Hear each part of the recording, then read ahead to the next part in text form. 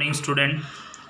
देखो बेटा, खनिज एवं सेलें लेसन जो चल रहा था उसमें सेलों का वर्गीकरण था, जिसमें हमने आग्नेय सेल का परिपूर्ण जो वर्णन पढ़ लिया। अब बात करते हैं अवसादी सेलें। देखो, अवसादी सेलें, अवसादी जो सेलें होती हैं ये क्या होती हैं कि जैसे अपर्दन बोलती हैं इसको, ठीक है। जैसे मान लो सेल जो बनी हुई है उनके अंदर अपर्दन होता रहता है, टूट फूट, ठीक है, जिसके कारण इनका निर्माण होता है।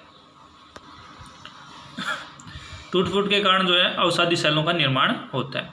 अब बात करते हैं निर्माण प्रक्रिया भी। निर्माण प्रक्रिया, अवसादी शब्द के अंग्रेजी रूपांतर सेडिमेंट्री, सेडिमेंट्री अंग्रेजी का रूपांतर है भाई। अवसादी सेल जो है सेडिमेंट्री। शब्द की उत्पत्ति लैटिन, किससे भाषा से? लैटिन भाषा से, सेडिमेंट्स से हुई, जिसका अर्थ है व्यवस्थित होना। व्यवस्थित होना, व्यवस्थित मतलब सही तरीके से निर्माण होना, ठीक है। अपेक्षीय या अपर्दन क्रियाओं द्वारा सेलें टूट फूट कर छोटे बड़े कणों में परिवर्तित होती रहती हैं, जिन्हें क्या कहते हैं? अवसादी सेलें। याद रख लोगे, ठीक है। क्या होता है? अपेक्षीय या तथा अपर्दन क्रियाओं द्वारा सेलों के टूट फूट, ठीक है ना, सेलों के टूट फूट छोटे बड़े कणों में परिवर्तित होती रहती है, जिन्हें क्या कहते हैं? अवसाद। इसमें क्या होता है? बालू, मिट्टी, बजरी, रोड़ी इत्यादि अवसाद के विभिन्न रूप अनाच्छादन के साधन लाखों वर्षों तक इस अवसाद को परतों में जमा करते रहते हैं। कालांतर में ये परतें ठोस होकर अवसादी सेलें बनती हैं। भाई लगातार इनको क्या करते रहते हैं? एक जगह जमा, और इनकी जो परत है वो जमती रहती है, और जब वो ठोस अवस्था में आ जाती है तो उसे अवसादी सेल कहते हैं। अवसादी सेलों के बनने की प्रक्रिया को सिली भवन कहा जाता है। अवसादी सेलों का दूसरा नाम क्या है? सिली भवन, ये भी याद रखना, ठीक है। सत्रों में मिलने के कारण इन्हें सत्रित सेलें भी कहा जाता है। सेल जो है ये किन में? सत्र के रूप में, अलग अलग परतों के रूप में जो है, इसके कारण इसे स्तरीय सेल भी कहा जाता है। अवसाद के अतिरिक्त इन सेलों के निर्माण में पौधों और जानवरों के अवशेषों से उत्पन्न जीवांशम तथा घुलनशील तत्व भी योगदान देते हैं।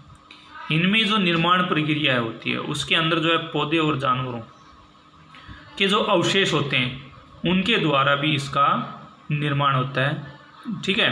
तो इनका भी विशेष योगदान होता है। देखो ये सेल है संस्तर व स्तर, ठीक है, संस्तर भ्रंश संसत्रों के रूप में जो ये प्रमुख रूप से सेल पाई जाती हैं।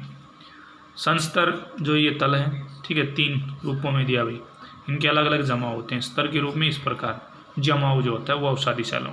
स्थल मंडल का लगभग 3/4 भाग अवसादी सेलों से ढका है। कितना % भाग? स्थल मंडल का 3/4, 3/4, ठीक है। किंतु ये सेलें स्थल मंडल में केवल 2 से 3 किलोमीटर, स्थल मंडल के अंदर 2 से 3 किलोमीटर की गहराई तक मिलती हैं। अतः संपूर्ण स्थल मंडल के आयतन कि इन सेलों का योगदान केवल 5% है। संपूर्ण जो स्थल है उसका आयतन का केवल कितना प्रतिशत है? 5%, जो नगण्य है, मतलब इसे ना के बराबर माना जाता है, ठीक है।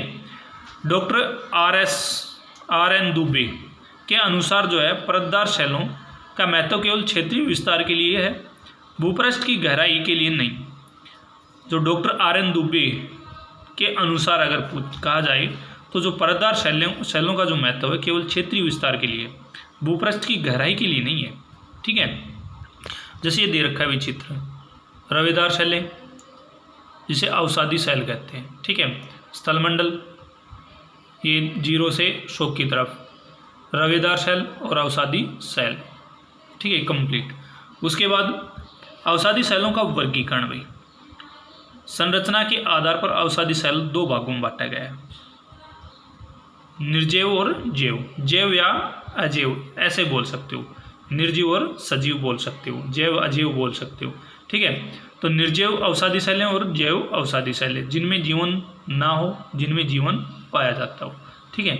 ये 2 प्रकार की सेलें होती हैं। देखो इसमें क्या होता है, निर्जीव अवसादी सेलें अनाच्छादन के साधन यांत्रिक और रासायनिक विधि द्वारा टूटे फूटे जो चट्टानी खंड होते हैं और कण होते हैं को बहा ले जाते हैं और परतों में इनका निक्षेपण कर देते हैं। बनने के आधार पर निर्जीव अवसादी सेल दो प्रकार की होती हैं। बनने के आधार पर जो निर्जीव सेल होती हैं वो दो प्रकार की होती हैं अवसादी। देखो बेटा, अवसादी चट्टानों की निर्माण की प्रक्रिया, ये निर्माण प्रक्रिया है, कंकड़ है, फिर बजरी है, फिर चिक्का है, ठीक है। इस प्रकार जीवांशम, ठीक है, इस प्रकार इनकी मेन परत पाई जाती है। जैसे हम अपनी भूमि को अगर खोदते हैं तो ऊपर जैसे अपनी नरम मिट्टी होती है, फिर टाइट मिट्टी आती है, फिर ये जो कंकर जो जिसे बोलते हैं हम बगरू, ठीक है, उसका वो आती है, ठीक है। इस प्रकार ये मिट्टियों का निर्माण होता है। अब यांत्रिक क्रिया द्वारा बनी अवसादी सेलें, यांत्रिक जो क्रिया है उसके द्वारा बनी सेल, ठीक है। इसको भी दो भागों में बांट दिया भाई, निर्जीव जो सेल है उसको भी दो। तो पहली यांत्रिक क्रिया द्वारा, तो कणों के आकार और प्रकार के आधार पर यांत्रिक क्रिया से बनी निर्जीव अवसादी सेल दो प्रकार की होती है। सबसे पहले बालू प्रधान अवसादी सेल और दूसरी है चिक्का प्रधान अवसादी सेल। तो बालू प्रधान जो सेल होती है, इन सेलों का निर्माण बालू के कणों के भाव के कारण कठोर पड़ने से होता है। बलुआ पत्थर इस प्रकार की सेलों का प्रमुख उदाहरण है। कभी कभी समुद्र तटों और नदियों के तल पर बालू के कणों के कारण गोल व चिकने रोड़े गारे के साथ आपस में जुड़ जाते हैं, तब ऐसे सेलों का कांग्लोमरेट कहते हैं। ऐसे सेलों को क्या कहते हैं? कांग्लोमरेट। यदि बालू के साथ चिपकने वाले रोड़े गोल न होकर नुकीले हो तो बेसिया का निर्माण होता है। बालू प्रधान सेलें खुरदरी और संद्र होती हैं। उसके बाद बात करते हैं चिक्का प्रधान सेलें, चिकनी जो होती हैं, ठीक है, जैसे हम चिकनी मिट्टी बोलते हैं। ये सेलें मुख्यतः दलदल या चिकनी मिट्टी के महीन कणों के संपीड़न से बनती है। इस वर्ग की प्रमुख सेलें सेल और चिक्का मिट्टी हैं। ये सेलें चिकनी, अरंध्र, भारी तथा कठोर होती हैं। ये क्या होती हैं? अरंध्र, भारी तथा कठोर। चिकनी मिट्टी के जैसे ढीम जो हम बोलते हैं, ढीम वैसे देसी भाषा में, जैसे मिट्टी में जब हल वगैरह चलाया जाता है तो वो जो टुकड़ों के रूप में फटती है, ठीक है। और जो बालू मिट्टी होती है वो भुरभुरे रूप में फूटती है, ठीक है। तो ये होते हैं मेन। उसके बाद है इसका दूसरा जो रूप है रासायनिक क्रिया द्वारा बनी अवसादी सेल। ये तो थी यांत्रिक क्रिया द्वारा। अब बात करते हैं रासायनिक क्रिया द्वारा।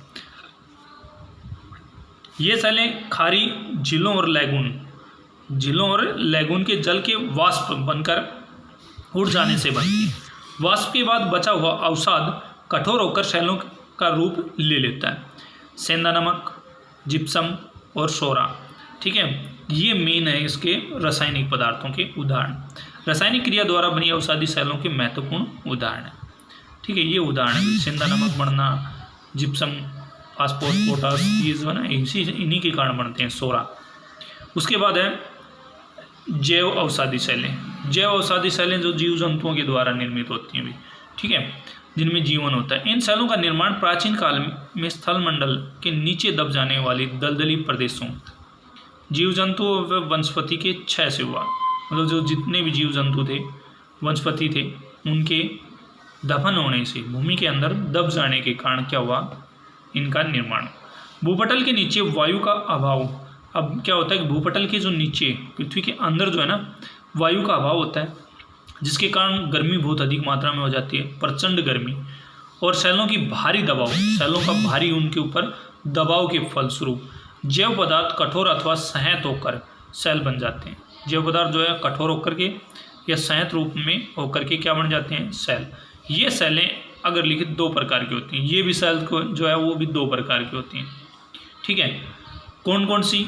वो देखो, पहली होती है चूना प्रधान अवसादी सेल। कौन सी? चूना प्रधान अवसादी सेल। झीलों, समुद्रों के साफ, गहरे और उष्ण जल में रहने वाले जानवरों, चूनायुक्त कवच व अस्थिर पिंजर के आपस में जुड़ जाने से चूने का पत्थर बनता है। जो है इनका आपस में जुड़ जाने के कारण जो है चूना पत्थर बनता है। उष्ण कटिबंध के समुद्रों में रहने वाले परवाल और अस्थिर पिंजरों से ही परवाल भित्तियों तथा परवाल द्वीपों का निर्माण होता है। ऑस्ट्रेलिया के पूर्व में समुद्र लगभग 2000 किलोमीटर लंबी कटक ग्रेट बैरियर रीफ का निर्माण परवालों के अस्थि पिंजरों के जुड़ने से हुआ है।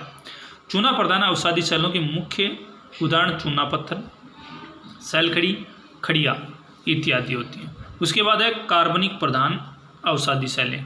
ये तो था भाई चूना पत्थर। अब बात करते हैं कार्बनिक, जो क्या होता है कि जिनमें ऊष्मा की मात्रा, ठीक है।